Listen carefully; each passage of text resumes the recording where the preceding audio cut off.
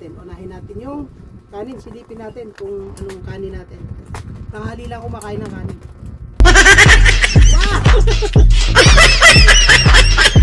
Masarap yan. Tutong.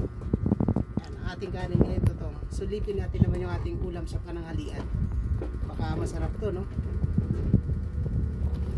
Wow! Yan, nilaga. Nilagang baka may mais. Yan.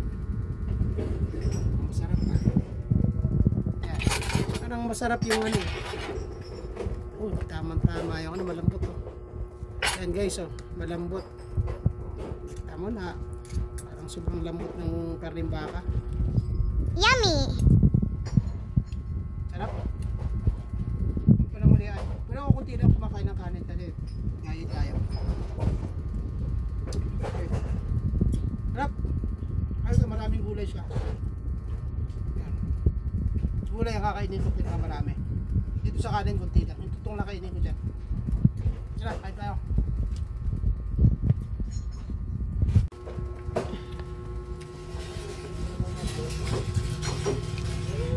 Kaya na, tites. Yung ano ko. One. Ayan,